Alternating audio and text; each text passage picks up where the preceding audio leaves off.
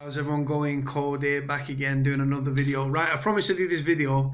It's on the back of the Inside Strangeways program that's just aired now. It's literally about 5 past 10 now. For those that don't know, tonight, which is Tuesday, there's been a program on Inside Strangeways, right? You can catch it up on Channel 5 catch up and all that sort of stuff online and everything. I'm a former prisoner that's done time in Strangeways and stuff, and I've actually the actual program, I'm actually something to do with it a little bit, right? It talked about Strangeways, famous prisoners that have been within the prison, people that have been up for murder, murdering coppers, Dr. Harold Shipman. Like, the ironic thing is with Dr. Harold Shipman, right, for those that don't know, I used to be a pen friend with serial killer Ian Brady, not because I supported the scumbag, because I've always had a vested interest in crime and stuff. And me and Brady mentioned Dr. Shipman, for those in a letter, and I put it on my Twitter and stuff if you want to check it out. Yeah, like I say, it was more about the people that have been in Strangeways, the history of the prison, the riots back in 1990 and stuff.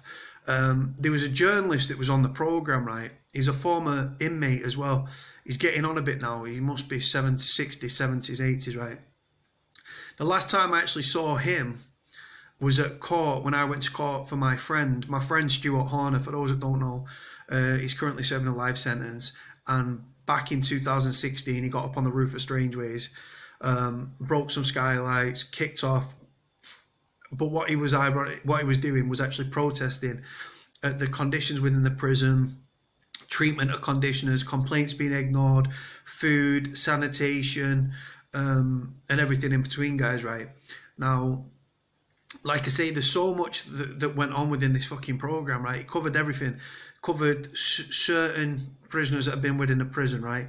Covered Dr. Harold Shipman, who was obviously had a surgery up in Hyde, confirmed killed of 250 people, mainly elderly. Used to give them drugs and stuff, and they'd die off the drugs and stuff. And he tried to wean his way in to get the money and stuff in the will and everything. Then it went on to the 1990 riots and stuff. People like Alan Lord, Paul Taylor, that carried out, they took over the prison, they destroyed the prison, they set it on fire, and for 28 days they was up on the roof, right? It's still to this day Britain's longest prison riot, right? And then men, if you're going to prison and stuff like that, the fact that you've got like TV and sanitation, like toilets in your cell and stuff, right? It's down to people, it's down to them guys, right? On the back of the Lord Wolf report, prison conditions were improved and stuff like that. And it was Alan Lord and the guys, right, that did it. That prison riot, right, changed and reformed the prison system for prisoners, right? Obviously now in 2017 we do need change again. Like I say, long periods behind the doors for lads. Yeah, but like I say, I'm talking about the program, and then I'm going to go into what I think, right? So like I say, the program, right, like I said, it goes into previous people that have been within the prison, famous, like infamous prisoners and stuff that have been in the prison. Dr. Harold Shipman, like, he ended up eventually committing suicide and stuff like that. And he was feared to have killed like at least 100 more, right? So you're talking 350 plus, right? He's actually, I think in layman's terms, he's Britain's worst ever serial killer in that regard. But do you know what the weird thing was, right? For those that have watched the program, right, what does it tell about the healthcare in prison, right? When Dr. Death, right, Dr. Shipman, at the time when he was alive, while he was on remand, was actually, like, lad used to queue up outside his cell and used to go and see him for a checkup. He could only do so much because he was limited, but he'd give him a once over and stuff, like with the symptoms and stuff like that, and tell him what they had. And the inmates said that they trusted Dr. Harold Shipman over the healthcare professionals. What does that say, guys, about HMP staff, right? Like I say, I'm very critical of HMP staff. It didn't really go into the regime of the prison and the state of it in today's society, but it touched base with drugs, with the spice and stuff, and there was also the bit about the drone. Now, a drone crashed into the yard of Strangeways, right? It had mobile phones and drugs on it, right? It crashed into the yard. It was found by Screws, yeah. And on the back of it, the media contacted me and asked me to do an interview, right? I knew what was going on with drones beforehand anyway, and I did an interview and stuff. Like I say, once the Screws know, and the Screws are telling the media, the lads know, the Screws know, and the media know. So I weren't blowing anyone up. I just did my little bit and stuff, and trying to speak up that prisoners are not, like, I'm not going to make out that prisoners are under the thumb and everything else, that Screws are in charge, because like I say, it's not true. And I'm not going to give the Screws a satisfaction of thinking they're in charge, because it's a load of bollocks, right? But like I say, the program, right, it was a realistic portrayal. But like I say, you're going back to like the 90s and stuff, and then you've got people like Joey Barton, who was sent there and got out after 2.5 months for good behaviour. For those that don't know, if you go to prison and you're sentenced to 12 months, you'll do 6. If you sentenced to 2 years, you'll do 12. If you keep your head clean, if you keep your nose clean and stuff, stay out of my book, you can get extra days and stuff. So yeah, it was just going through some of the prison, like the conditions, the fact that they used to hang people on the end of B wing and stuff. I was on A wing. A wing was the induction wing when I was in prison there. I was in from 2014 to 2015. Originally, induction was on G wing, and G wing and A wing swapped. A wing at the time was nonces, and we swapped with us on G wing swapped with A wing, so the nonces went on to G wing then. So yeah, like I say, the portrayal of the prison, yeah, and the fact that about the riot and everything, they rioted because they was pissed off. They was slopping out. For those that don't know what slopping out is, they had to piss and shit in a bucket, right? And then they'd have to, once a day, they'd be allowed out to swill it out, right? Now imagine 2 or 3 in a cell, yeah, 2 up, 3 up in a cell. Hot weather, no ventilation, right? The smell of shit, feces and piss and everything, right? It get into your nostrils and you could taste it at the back of your throat. Imagine that, right? I wasn't obviously in the prison at the time. When the Strangeways riot happened, I was 6. But like I said, any prisoner in today's society, you owe respect and gratitude to the lads that did the riot in 2009, in 1990 even. Can't get my fucking words out. Right, so yeah, they got like 10 years added to the sentence, right, for that protest and stuff. They destroyed the prison, but what they did, they took the course of action to highlight the issues within the prison system and stuff. And you know what, yeah, more power to them and stuff. And to be honest, right, a friend of mine who, like I said, I thought it was going to touch base on it. Last year, my friend Stuart Horner climbed up on the roof, got up on the roof, right, of the prison to highlight the conditions, the treatment and conditions, the way that prisoners were being treated and everything else, guys. Sorry, I've got a million things going on in my head. I can't get it all out. So yeah, like I say, it was the portrayal of the prison, right, back in the day, right, to now, right, but it didn't really touch base. Now, all it commented about the drone that crashed into the yard in 2015, and that was the first time that it had been documented that drones have been used to drop drugs into prison, right?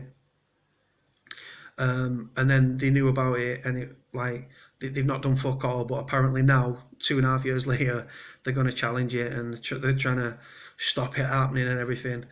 Yeah, but like I say, us cons, yeah, we're always in charge, we're always one step ahead. The programme was a good watch, to be honest. I liked it, you know what I mean? The breakdown and everything else. It touched base on everything. So you went really from prisoners that have been in the prison to fucking the drones and the drugs and everything within the prison and stuff. What pissed me off, right, you keep getting criminologists on these programs, right, that are talking about crime and they don't know fuck all, right? They might, because they do speeches in fucking like universities and stuff, right? They're talking about the attitudes between cons and prison officers.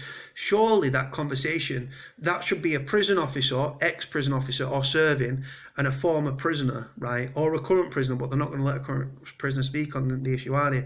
The truth of the matter is, the reason I do these videos and these vlogs is because the Ministry of Justice tried to keep lid on any stories getting out, because what they do, if the media contact the prison say, oh, well, we don't discuss individual cases and things like that, and that stops stories getting out. But they can't stop me, can they? Because I'm outside, I'm free, and I do these vlogs and stuff. People used to think I used to do these vlogs from inside prison. Like I say, but like, so we go on. But like I say, it's just fucking, it's the program, like, it hit the nail on the head. I would have preferred it like the history thing. If they would have got through the history in half an hour, the prisoners that have been in the prison, the history and stuff, like they used to hang people there and everything else.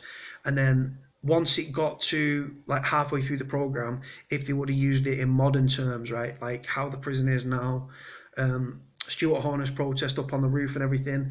Like I say, the fact that someone takes course of action where they want to get on the roof, Stuart Horner, right, I just weigh this up for a second, right. The lads that committed the Strangeways riots back in 1990, right, that were pissed off at the treatment and conditions within the prison, the way the staff, the way the lads were treated, the food, the sanitation, and everything else, right?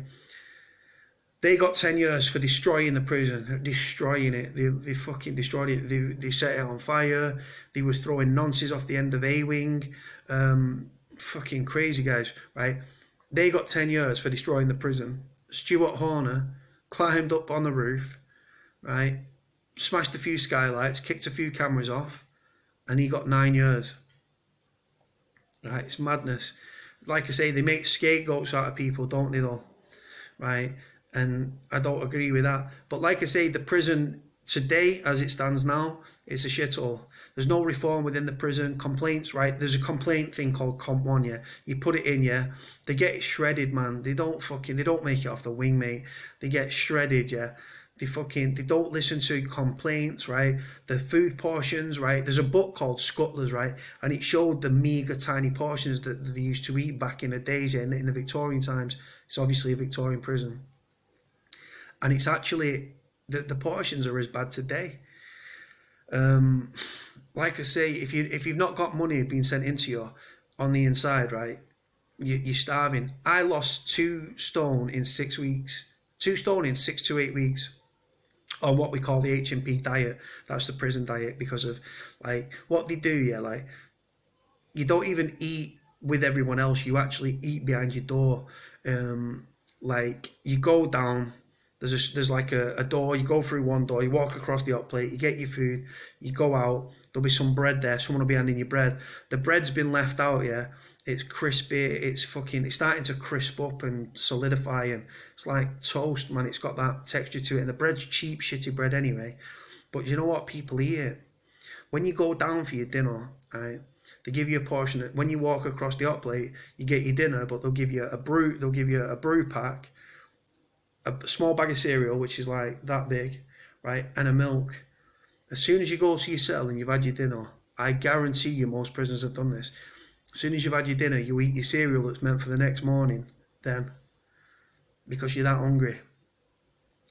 Like I say, there's no reform, there's no education. They tried to give me a job once, right, working for $7.50 a week on the croft, making prison towels, right, slave labour if you ask me. I refused to do it. I walked off a job. I went back to my cell, right? I lost my bang up pay. My bang up pay is $2.50 a week. If you're just unemployed in prison, you get 50p a week, 50p a day.